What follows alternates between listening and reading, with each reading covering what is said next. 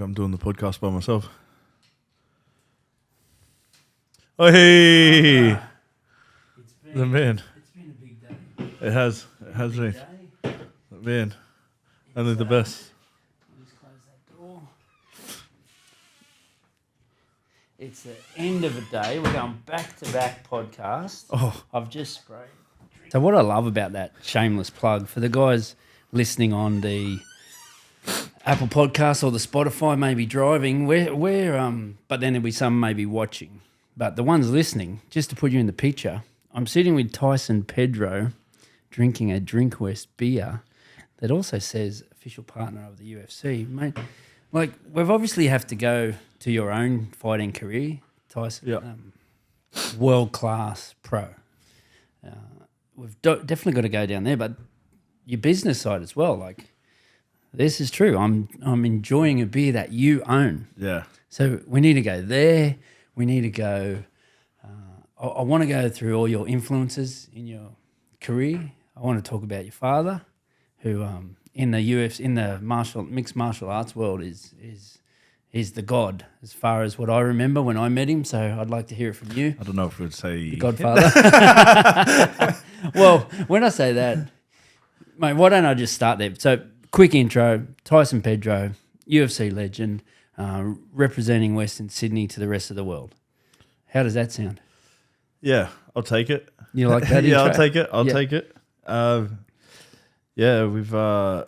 it's come a long way. I think we trained with... Well, I think you've had James Tahuna on here, haven't you? So, Yes. And Brad Morris, and then myself. So we used to train out of a garage in Cranebrook, and Dad was obviously teaching us. So three guys that Dad trained out of a garage in Cranebrook made it to the UFC. Wow. I have to... in fact, I'd love to do a podcast with your dad one day. Yeah. When I first met your dad, I don't know what you were doing at the time. I love James Tahuna. You know that. I love him, but I did work for him as his conditioner at one stage when I was at the Parramatta Eels, and he used to come in. Now, the first day I ever met your father, I asked James to bring some fighters in. This was 2009. The Eels at that stage weren't going too well. The captain, Nathan Kalis, was the New Zealand captain at the time. He almost pleaded with his players after a game to not give up on the season. I had to team up with him on that, and I went and I promised him we need to do something that brings this character out in people where they will not give up for the rest of the year. So to speed up that story, they ended up winning a whole heap of games and made the grand final. Lost to Melbourne, Yep. but their season was basically over at this stage. Now, there's a lot of things that come into place, how the coach coached certain players, whatever. But this moment sticks in my head when we asked James to bring some fighters in the gym, and he brought your father. And I remember meeting him, and James had so much respect for him. Like, I'd heard about him, but I hadn't realised that the way James and the way Tama introduced your dad was like he was the man. You probably just see him as dad. They saw him as this figure that they had so much respect for. So I'd like to ask you about that. Just on that story, that day. Probably Is wouldn't this do where it. he told all the players, like, pretty much, like, I shouldn't have to come to tell you to be professionals? Was that the one? He probably delivered that. I can't remember that on that day. But yeah, he did. Like, what I wanted out of it was I wanted to see character in players that would go on that year and not give up. Now, some things happened that day.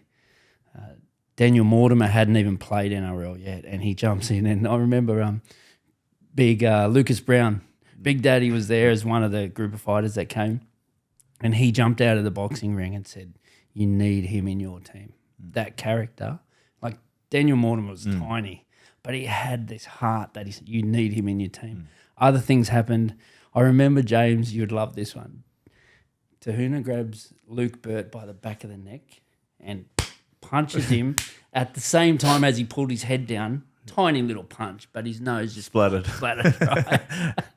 And I probably wouldn't do that to any players anymore. Yeah. They get enough head knocks, so I probably wouldn't do that. Usually just go to the body these days. But what I loved is Luke Burt kept going, and that's what we ask the fighters to do: is bring this out in a person. Bring the fight out. Yeah, and Everyone's got it in them. yeah, and that year they played a semi-final against the Dragons, and Wendell Saylor, this huge figure in the game, big man too, he's opposite Luke Burt in a semi-final, and he puts it on Bertie mentally and physically, and says, "Hey, I'm coming at you the whole game."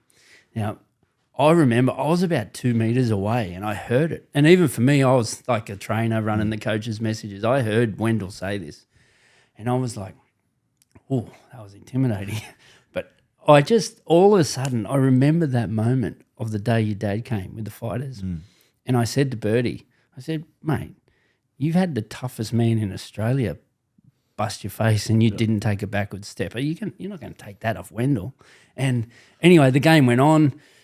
Bertie, something happened. We scored. Bertie went up to Wendell, said, "Hey, 1-0, Del," And Wendell's such a champion, mate. He is the best sportsman. The sportsmanship as well. Like at the end of the game, he went to Bertie and said, "Mate, I tried to crack you and you wouldn't crack." And I just went back to that day with your dad. I know I've gone off on a tangent there, mate. No, like I'm just telling stories here. But your dad had this aura about him. Yeah, he still does. And full disclosure, I get jealous of it sometimes. Like, do you? No, not. It's because it's just not me. I'm more of an introvert. My dad's Dad's similar in with Ty, that he can walk into any room and everyone loves him. Like, just it's his personality. It's who he is. I'm just more of an introvert. Like, it takes a lot for me to go out and talk to people. Like, even these podcasts and stuff, sometimes I have to just like refresh after a while to talk so much. Like, I've had to train myself to do it with like the fighting and everything. I would rather just sit by myself and not do this. Wow. Yeah. Hey, so this is an exclusive, everybody. But it's part of the game. So I've like sort of taught myself, like, how to, but like, just trained in it. But well done on that, because not everyone, like, one of the biggest fear a lot of people have is speaking. Yeah, it used to be massive for me, and like, and that's normal. Yeah, I remember the GQ awards. I had to give an award to what's his name? He was the school teacher, the boxer. He beat, was it Manny Pacquiao? Yeah. I had to give him an award. That's going to burn me that I can't remember his name, but Jeff Horn. Yeah. And while I was on stage, I remember everyone was planning their speech, and I started getting sweats and shaking before the thing, and I was like, still went on there and did it. But after that, because I got that fear, then I just started like, when I get something like that, I've got to attack it. So if like something, like if I was scared of, I used to be like a bit scared of heights, like then I'll go do something that's all heights. Like, that's just my mentality. Like, and that's from Dad as well. Yeah. Going on what you're talking about with the footy players, like, that was, I think, one thing that Dad was massively ahead of the game was with the mental side of it, like, especially with fighting. He always used to make us do tasks and stuff that would seem abnormal, but like, that was him preparing us. Like, I remember as a kid, we'd come into the gym and Dad would be like, okay, go into like a stance, like horse stance, or whichever is like the worst one. You got to stand there for like 30 minutes, but he'll like, all right, go close your eyes, and then like pick 3 things that you could kill someone with in the room. Like, it would be like little drills like this, but he didn't realize that. Like, I remember only recently I said, hey Dad, have you ever tried to meditate, like, just to calm, because he's got a bit of anger issues. And he goes, I don't want to get him cancelled. He's not even, but he said that, like, old school, like, don't do that fairy shit. Like, and but the stuff that he was doing with us as kids was meditation. It actually was meditation. Yeah, it was meditation, but he just didn't like calling it that. So he would always have us sit in there, like, before we'd come into training, he was like, all right, everyone close your eyes. He was like, whatever's happened outside of the gym, whether you've got problems with your girlfriends, bills to pay, nothing. And like, as soon as you walk through the doors, we're in fight mode. We're only here to fight. We're only here to be better. So like, all of that stuff was instilled as a kid. Like, couldn't come into the house until you'd done your 500 kicks above a certain line on the bag after school. And like, it was always extras. And like, he in his head, he was training Spartans, but it was like, we're just little kids who have become Spartans. But you're so right. Like, professional teams now will do that, deliberately put that into their schedule around their mental preparation before the day even starts. And your dad was doing it. Yeah. He just didn't like the word meditation. So he had you visualizing, he had you breathing, he had you clearing your mind, he had you focus. Like your dad was a genius at that. Yeah. I love where you just told us about your fear, because that would relate to a lot of listeners. Like this whole podcast is about, just through chat, maybe some lesson that you'll share will accelerate someone else's life or career. And you just did it. Like you just acknowledged a pretty scary moment of getting on stage. Now, you're not scared of many things. Just to put you in the picture, if you don't follow UFC, just Google Tyson Pedro now. Like you're not scared of physical. Nah, definitely not. If it comes down to like, when someone asks me about fear, like I'll do the dumbest shit actually. Like just it's just my personality. 0 100. I'll just go do dumb stuff. But when it comes to like talking or fear with a family or situations, like I've more feared walking up to someone and getting stuck in a conversation with someone on the street than I do getting punched in the head. Wow. Yeah. So these last few weeks I've been making a conscious effort to try and talk to people more, like go out of my comfort zone to talk to people. But it's like, those like those small conversations. Yeah. Like that's my worst nightmare. Like having those all day. Like Mate, this makes this episode even more exclusive. Which now I feel like maybe you said, yeah, let's do this show because you're in a process of for sure going down this track. Although you did reply about a year ago, you said, always got time for you, bro. Yeah. And which I just never chased you because you've been so busy, man. Yeah, been trying to stay active. When idle hands make the devil's work. So I try to stay busy, otherwise I just fall off the path. Like, staying busy and having a lot on my plate makes it, I think, keeps my mind a bit like straighter. Okay. If that makes sense. No, that does. That does. So let's go there about the mind stuff, because I just saw Volkanovski talk about struggling with mental stuff as a fighter. Yep. You been through that? Definitely. Yeah, okay. Especially with my injury and the layoff, like that was 4 years. I think like one of my sayings is peace through violence, and I honestly believe that me fighting and the violence and stuff, when I'm in the octagon, it's the most blissful moment that I ever experienced, because nothing else matters, especially that's come from Dad. But when I walk in the octagon, I'm so tunnel visioned that that's like my happy place, right? Yeah. Like everything's perfect. Like it's only me and this one other guy that's like, we're just in there to essentially hurt each other. And there's nothing more perfect than that, like one hand-to-hand combat in front of, and at any moment you can be knocked out, and like everything's heightened, everything's like just on. You're in this flow state, and like you being at any time being knocked out in front of hundreds of thousands of people, it's like that creates like this adrenaline like rush. Then you're trying to control all these emotions, and it's just like the perfect moment. And I think when I'm not fighting, like especially when I'm not training or having that pursuit for being the best that I can be, it's very easy to fall off. Yeah. I love the way you've just described possibly the most scary thing for anybody else in the world in that octagon. You described it as blissful.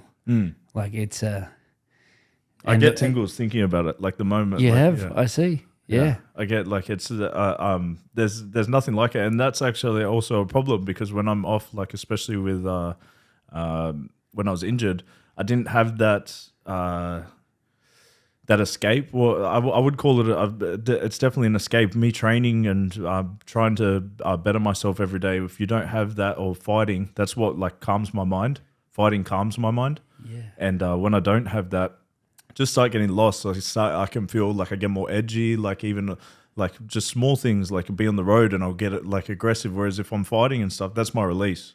Yeah. So like, I think that's for everyone. Like I always tell everyone, if there's one thing that you should do is like, even those corporate boxing events or anything like that, I always recommend it, because I feel like everyone needs to experience that fear, that anxiety, that like of fighting in front of your friends and family, and like also working to better yourself every day and for a goal. It's like Sometimes you can get stuck in the day to day, and like I think having that. I had my uncle who I trained him for a corporate boxer, and one of the big experiences that he had was training so long and so hard and getting better every day, but then having the drop off after the fight was he didn't deal with very well. And Really? yeah, and I experience that sometimes as well. You have this big event that you're training for in this big moment, and then it falls off. Like I think it's a bit different with football because it's every week. Whereas we have this moment, we build up and make it such a big moment, then nothing afterwards, like for the next couple of weeks. And how I dealt with it was, I figured that if I don't get back into routine as quickly as possible, so I have this big high, then you go into this dip, like these big dopamine hits. Yeah. It's like if I don't try and normalize it as quick as possible by getting into routine, then I'll fall off the path. So. Wow. Thanks for sharing that, because every athlete listening would understand that. I'm sure every fighter definitely understands it. And even acknowledging it, I dare say you're already putting things in place because one day you'll retire and that's when you really miss it, right? For sure. And like that's why like I think I'm so lucky that I had that injury. Like that 4 years off, like that was massive. And like I was doing high risk things, like getting into high risk businesses that I wasn't good at, like trying to find that same risk that I go through in fighting. Like we started up a chicken wings and beer restaurant in the middle of COVID. Like that's not the smart decision.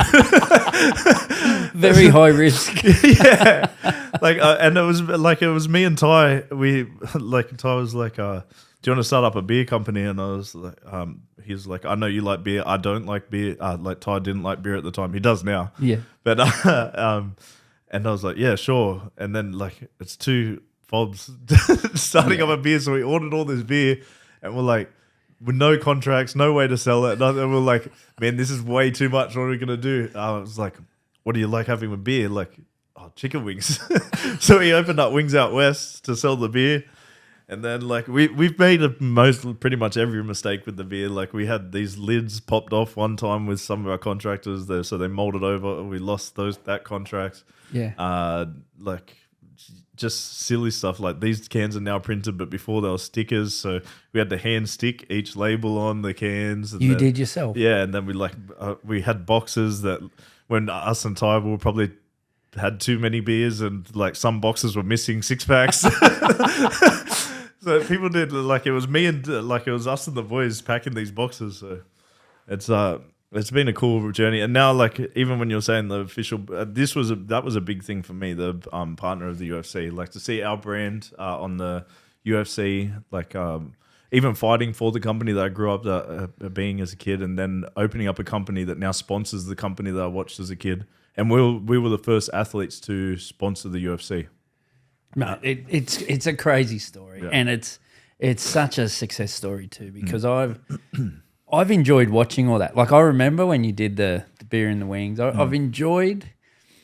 love seeing people that I know. Like I know we know each other through a lot of mutual contacts, but I love seeing people have a crack and succeed the way you guys have. Like to now see it sponsoring the UFC, you have your own brewery.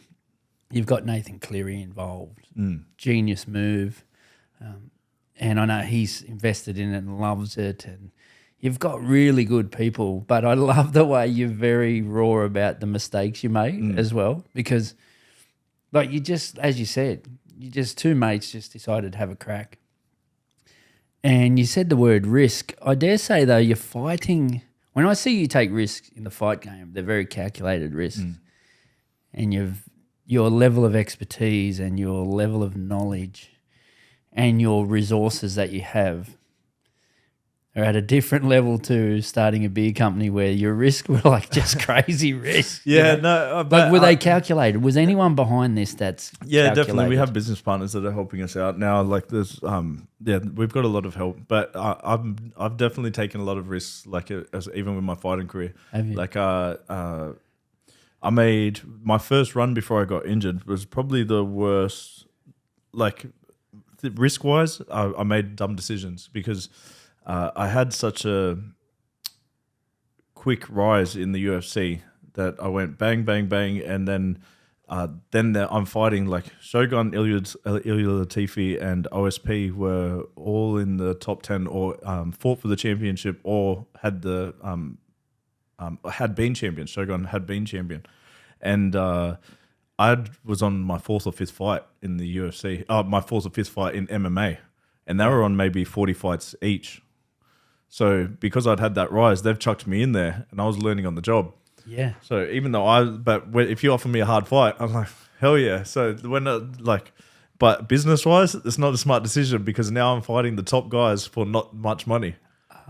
Whereas if you're going to be smart, you want to build up your money and then fight the top guys. Okay. So now, like, as I've gotten older, maybe a little bit wiser, that's like now you're trying to make smarter business decisions.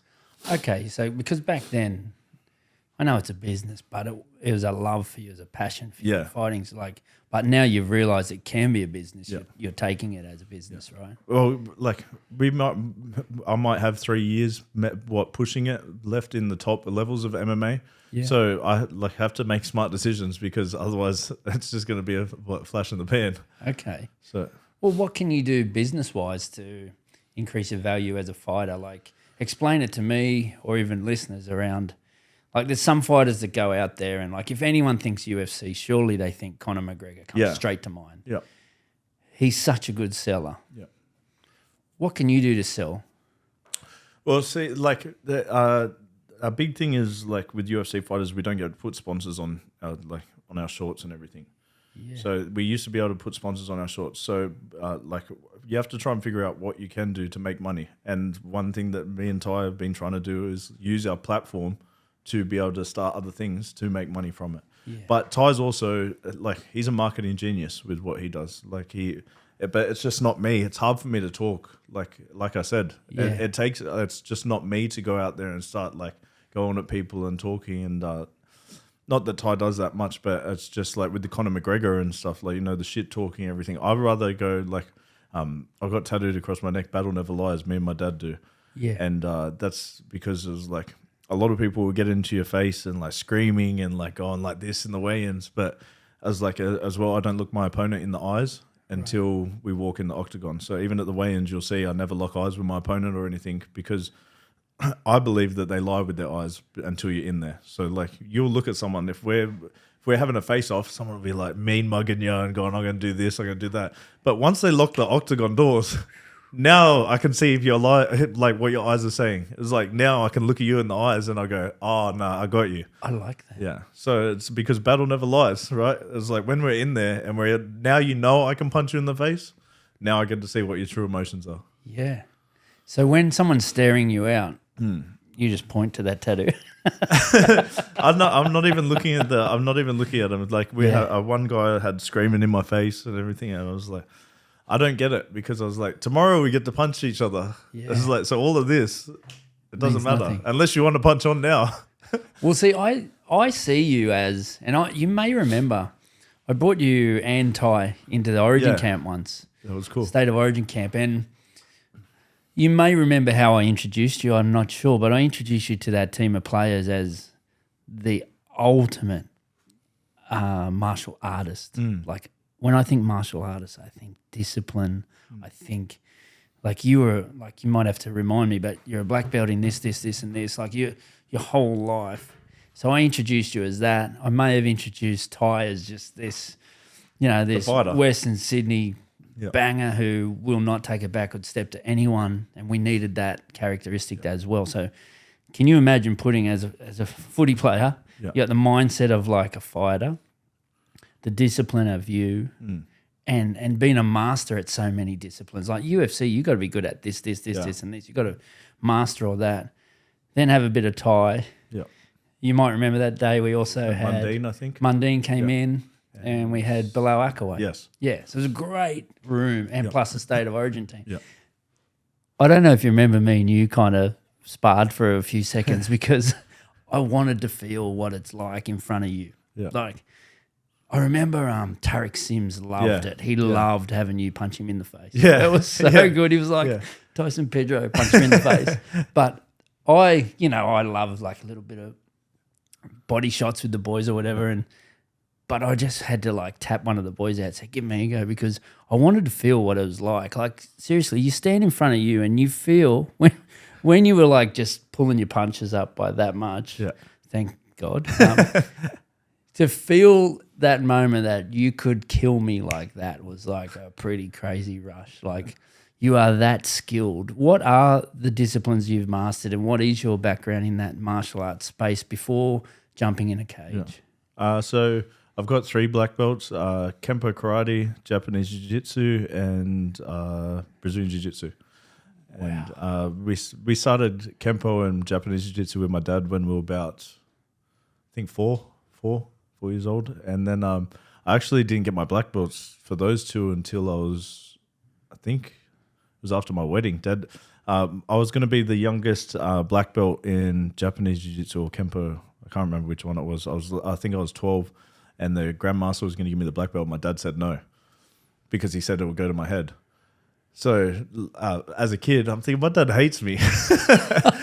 But he gave it to me when I was like 23, I think. But that was another lesson. Like, Dad, he always thinks that he's giving out these these lessons. But 19 years to get a black belt. Well, Brazilian Jiu-Jitsu, I think, took me 10 years. Yeah. Yeah. So, and I actually prefer it. Like, some people will go like, oh, I got my black belt in like a year or 2 years, and nothing against that. But you can't be a master of something. I don't believe, from like my experience. Like, I think, like, I can roll with anyone, and I can tell them if you've done mat time. Do you know what I mean? It's just time on the mats. Like, you can't buy time. Yeah. It's just I can feel someone wrestling, and like, if they tell me that they're this experienced or whatever, you can feel it straight away, and it's just time on the mats. And that's one thing that with like at City Kickboxing, like, that I just love about being there. It's like just a bunch of dudes that just go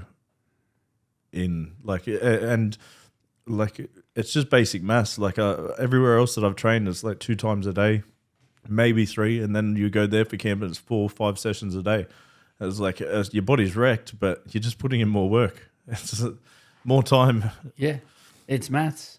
Yeah, it's basic maths. Yeah, it's the way you've described that is the same in coaching. Like, you can't buy time in coaching. Yeah, like, you can't buy it. You can't buy experience. You think about a doctor who wants to become an orthopedic surgeon that may study, I don't know, let's say 10 plus years. Yeah. You can't fast track that. Like, you did 10 plus years before you got your black belt in Brazilian Jiu-Jitsu. Yeah. In and amongst that, you've had to become good at striking, at kickboxing, at boxing.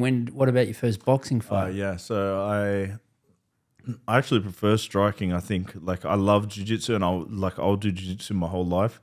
But there's something about just punching someone in the face and getting punched in the face. Like, it's I don't know why, I just really like striking and boxing in particular. But I was doing BJJ as a kid, and then we started at Blacktown Hit Squad, and I started boxing there in amateur boxing, and I think I only had 6 fights. I won the intermediate state championships, and then I wanted to go on a run for the Olympics. That was like the original goal when Dad moved overseas. So, but yeah, and then just life. So I fell off with boxing, and then sort of fell into MMA. It was always going to happen, to be honest. Like, Dad was running King of the Cage at the time. I don't know. Like, I think I'm pretty lucky, to be honest, to know that you're going to do something. It's like these guys that are playing footy. Like, they always knew that they were going to play football. It was like, I always knew that I was going to fight. When they were kicking the footy, we were choking each other out in the backyard. So it was like, I always knew that I wanted to do fighting, but Dad just didn't want me to fight. So you said you wanted your love of boxing there. What could I just throw to the Australian boxing scene at the moment? What you think of that? How all the boys are going, and who you follow, and but man, like the whole Australasian, like and Pacific, actually, New Zealand and Australia, we've got some killers at the moment, like kickboxing, boxing, like Jai Opataia's fight, crazy. I love Jai. We just got some awesome boxers. At first, I wasn't a big fan of how Australia really got behind this NRL. The NRL guys fighting, but like I sat back, I was like, it's it's helped promote the sport, to be honest. Like Yeah. there's even though, and it was actually through Paul Gallen, he sold me on it. Yeah. It was like, he went out there and did it, and for real. So he was one of the ones that changed my mind on that. But we've got a lot of good boxers in Australia and kickboxers. Jai Opatea, his last 2 fights. He's an animal, Yeah. absolute animal. And I don't know, like outside looking in, it looks like his whole mindset's changed, like especially since that broken jaw. It was like, Mate, if you could. So I've known Jai since he was a kid, and I think I've watched him spar with you before. Yeah. You know, like, I think my head touched my ass about 30 times. But if you could go back, I'm not sure if you listened to any of these podcasts, but I did one with Jai. His mindset now as a seasoned pro, I don't know what he's at, 23-0 maybe, like his mindset now, I mean, I always saw it as a kid. It's in his blood. It's like you're fighting at 4. He's a 3rd, 4th generation fighter. But it's such an elite mindset now. And you really get that with the chat we had. And I just love seeing what he's doing. I mean, the last one going to fight in England and fight at Wembley. Yeah. You know, we used to watch him fight in the little shows, you know. Yeah, it is surreal, like, and it is exciting seeing all the boys come through, but even like that's just like brought back memories of like me and Ty like fighting on the same card, the RSL and St. Mary's RSL St. at Mary's the band club, yeah. And then we're fighting on the same cards in the UFC, like in the, like all over the world. It's like it's pretty cool. That is cool. Could you tell me what it feels like? Like, we have to talk about your latest fight and the way you ended that fight and the celebration. Like, that become pretty viral, that celebration. Can you talk me through the fight and the celebration and what it meant and how that felt? Yeah. So this is one of the reasons I like doing the podcast, because you don't really get to sometimes like really think about the moment. But this fight, there was a big lead up because of my previous fight. I got sick, and then had, I think it was like 7 months between fights. So that 7 months, you're just thinking about that last loss, like of how much it sucked, of like the after effects of it, and then it really pushed me hard in training, like mentally, everything, because I just shut down and I was just like I went pretty dark in like this dark mode of like just wanting to really hurt someone, like just because I was like, I'm not letting that happen again. And then also the guy that I was fighting, the Pleasure Man, he was like, I don't know, there was something about him that just didn't sit well with me. I didn't really like his face. The name to start with. Yeah, like it was just, I don't know, there was just something. I don't know if it was actually him or a persona, but it was the first person that I wanted to punch at the weigh-ins. Like, usually I'm really reserved, but I was like literally getting itchy knuckles. Like, I was like, I'm going to swing on this guy if he says one thing. Yes. So you actually, usually you've been so professional. It's just you and the opponent. It's a very disciplined world you live, but you dislike this guy. And he was just like, I watched previous fights of his, and he would go fake to shake their hand and like not shake their hand. And I was just like, if he does any of this stuff, I'm just going to slap him straight in the mouth. But and then the whole thing, we were on the at the press conference, and he said something about my wife. Well, I think he said something about my wife. I saw this. Yeah. And then I was just like, man, it was funny. My sister was like, I was really nervous about the fight and like the lead up. And then he said something about your wife, and then she was like, "Oh, you fucked up." Game over. Yeah, bad move. Yeah, she knows. Don't talk about the family. So we as soon as we were in there, I think he was just surprised by. Well, actually, with the celebration. So. Leading up to it, I was in the back with Israel we were warming up for one of the fights, and after we finished doing it, it was like our final tune-ups, and I just hit, like I pictured myself hitting him, and then like just doing that celebration. It's actually the end to one of our sword katas from Japanese jiu-jitsu. Like when you finish like the kata, you put the sword away, clean off the blood off the sword, and then you put the sword away. Like that's how we were taught when I was like 12. And it just came to me, and I saw me like punching the guy, and then, to be honest, I actually saw myself cutting his head off. But Yes. just a joke. Peace through violence.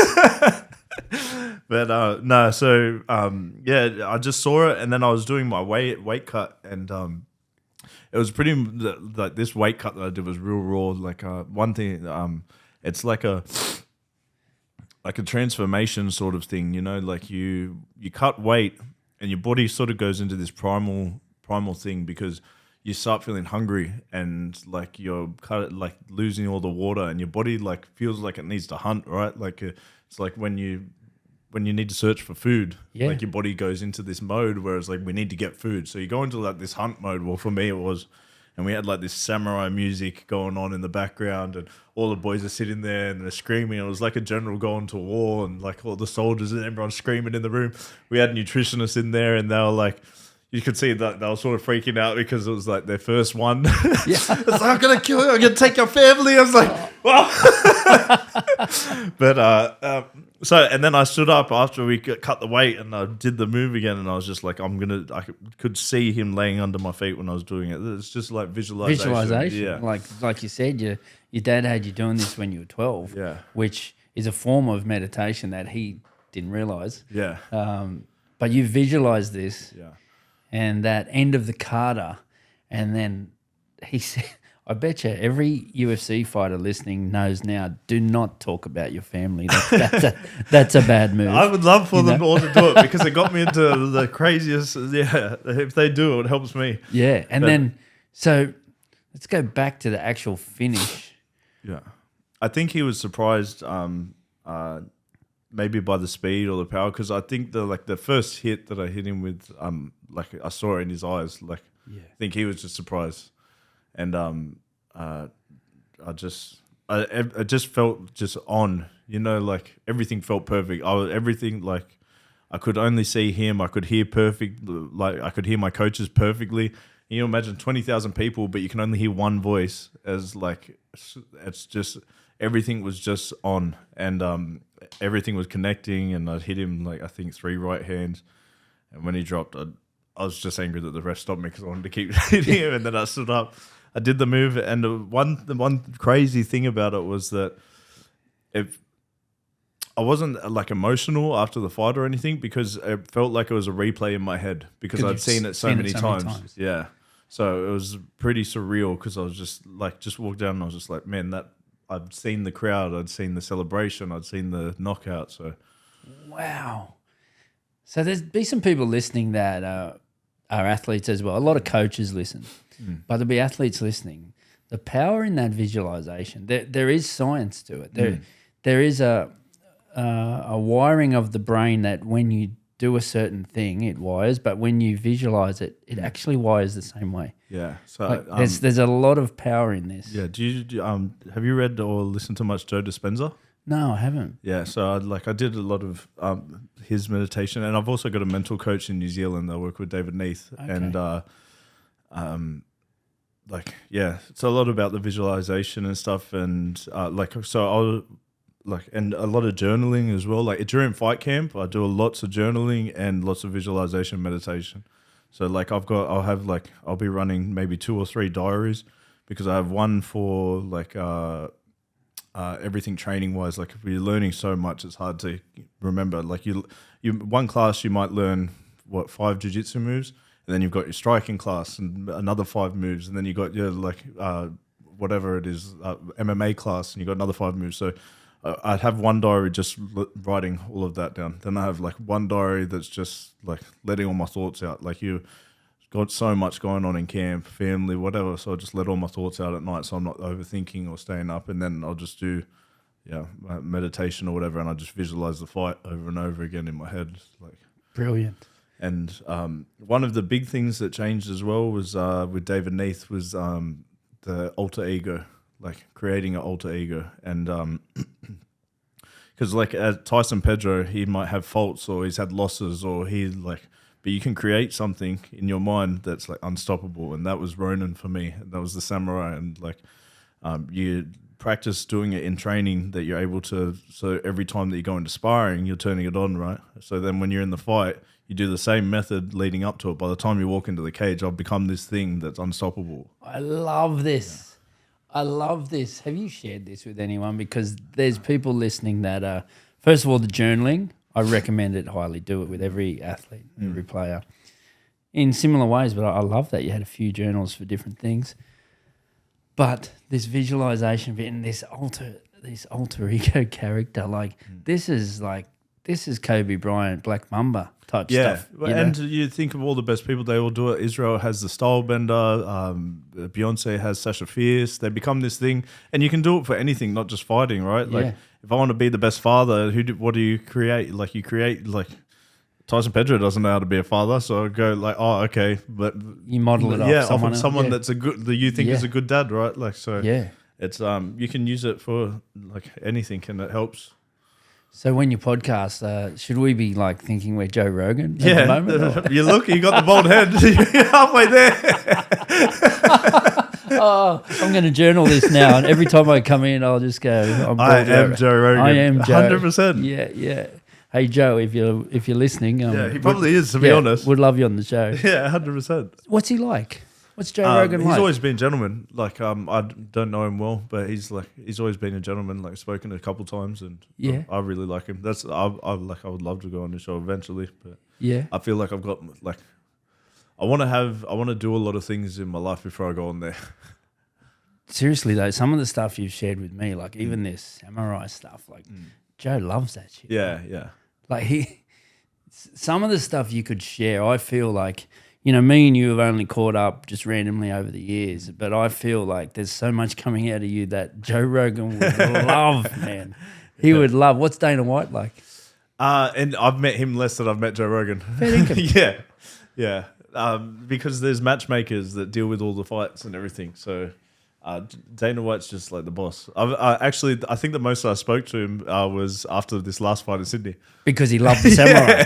Mate, everyone loved that samurai. Yeah. And the funny thing is, I follow your Instagram and stuff after. It was so cool. There was a press conference where I think you were informed that the guy wasn't actually talking about your wife.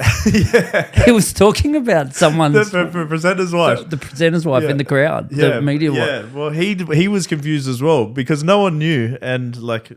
Yeah. And meanwhile, it fueled you to hate him that much. Well, like I do it all the time anyway. Like I used to do it already, but after watching like Michael Jordan in in The Last Dance.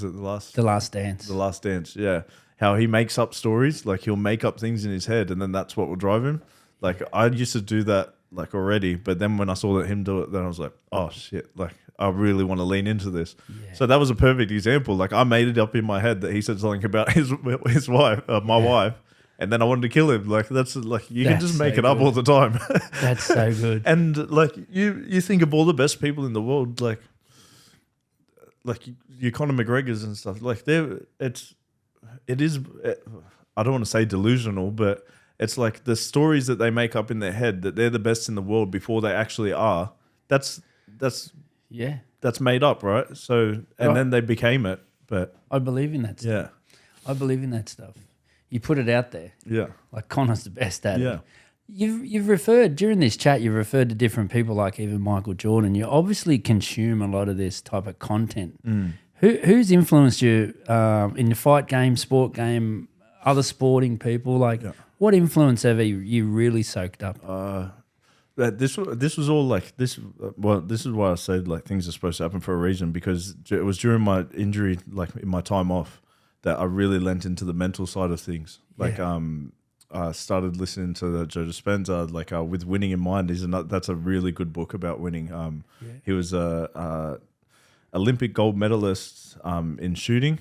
That one was like a really cool thing, and that was big on visualization. So he didn't have access to a shooting range, so he had to dry fire and just visualize it, and he won the gold medal or something like that, like crazy. And one of the journals I read. But sporting wise, like it's like how I do with MMA. Like I'll go to CKB or like Sydney West. I train there, or like my jiu-jitsu coach in Melbourne, or all of these gyms that I've been to. I'm training at Jackson's in New Mexico. Like these with all the greatest fighters, but they're not me.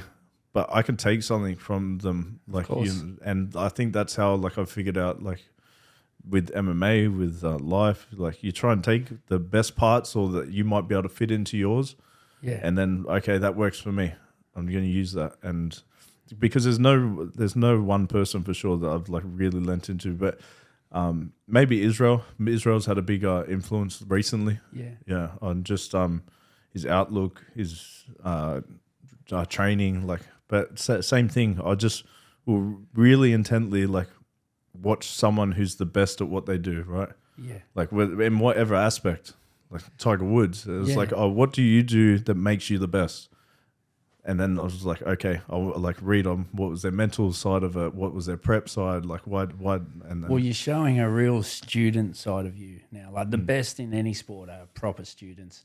So if me and you could go on a study tour right now, anywhere in the world, we could buy a ticket and go and learn off someone right now, tomorrow. Who do we go to?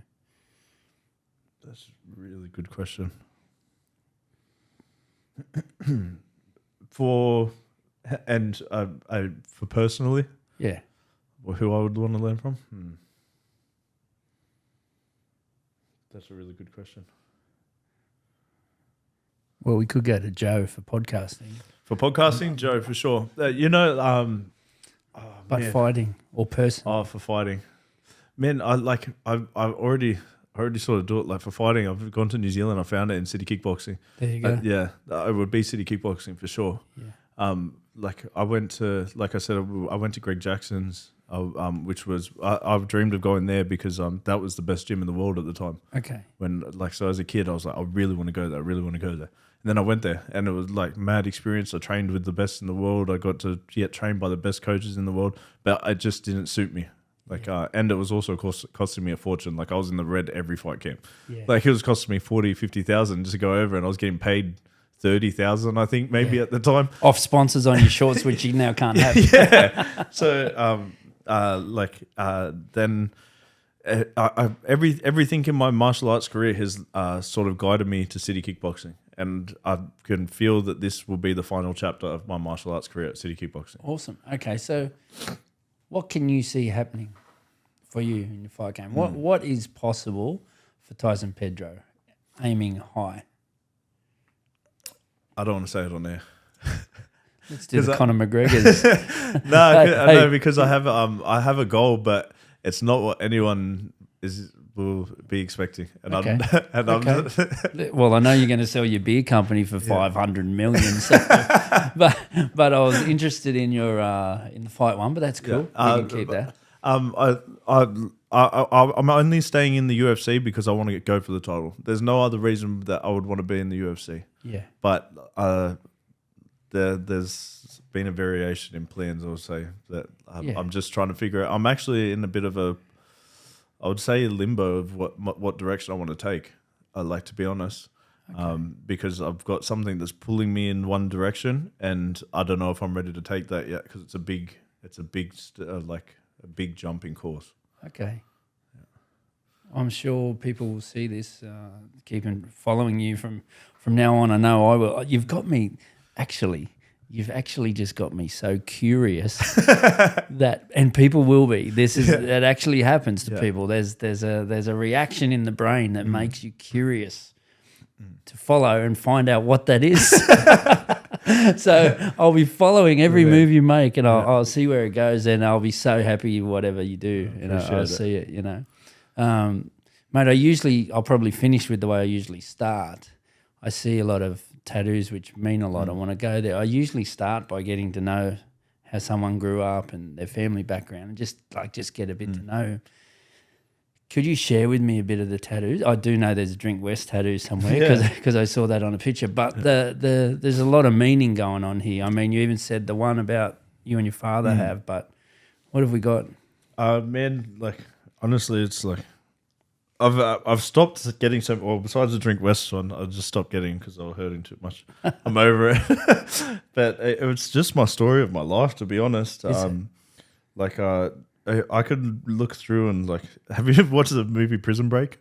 Yeah, the TV show. It's like it's like sort of like reading my book of my life, man. Like there's at all different stages, of different tattoos that I got or where I was at in my life. Like it's just my story. Like sometimes I'll just look at a certain thing when I'm at training. I go, yeah, bang it, but like even my Japanese sleeve, like that was me and Dad, like with the Japanese martial arts that we're going through. So it's all Japanese on that side. Yeah. Samoan on this side. So it was like culture, sticking to my roots, and obviously my tatau.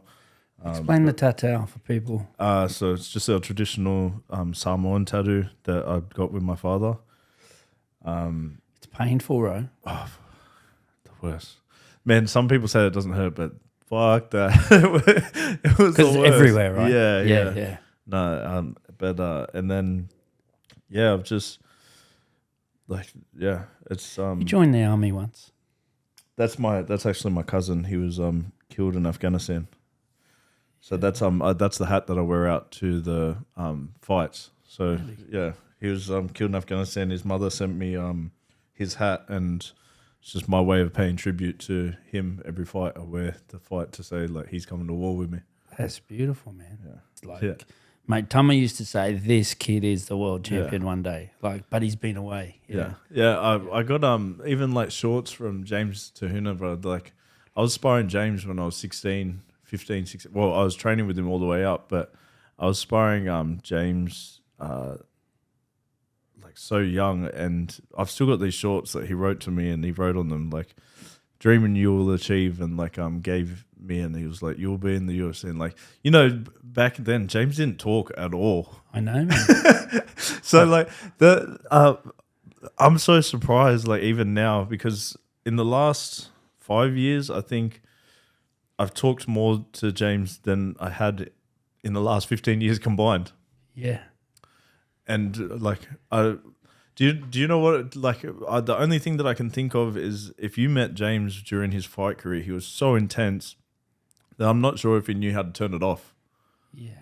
He was always in the fight. That's a good description of him, man. Like he always seemed like he was in the fight. Like he was always on edge. And I was like, I know a couple of people that like some people find it hard to turn off that switch. Yeah. And like as soon as he retired, it was like, he's able to chat with you and like talk and well, like. do you know what? I'm up. sure he had a fear of talking too that you mentioned before. Very introverted. Yeah. A lot of things went on in his life. Yeah, Like, there's for a lot of things, and now he shares his story. It's fantastic. He jumped on here one day, and he's very well spoken. Yeah, very well spoken. Yeah, man. Well, I just want to say thanks heaps for your time. The bit about fear of speaking, like first of all, saying that you had that, but you don't see it. You can't see that. it. I mean, you also do your own podcast now, right? Well, that was that why I deliberate started to it. practice Yeah. it? Really? Yeah, like after I did that GQ thing around about that time, like I was realizing that I had the fear of it, and like I told you, if I'm scared of something, I'll just attack at it. Yeah. So I started up a podcast where I have to do the most talking. It's funny you mentioned you were about to make a speech and you had the sweats. Yeah. So I was about to make a speech at a really formal event, black tie event, like world champions everywhere. I followed Alan Jones. Alan Jones, the best speaker ever. He was on stage, Hectic. and I went next, right? Yeah. So Danny Green saw me backstage, and I'm reading through these notes, and he come up to me. He said, "What are you doing?" And he could tell I was nervous, and I said, "Man, I've got to go up next after Alan." And he was like, he grabbed a bit of paper, screwed it up, threw it down. He said, "Mate, speak from the heart. It'll be okay."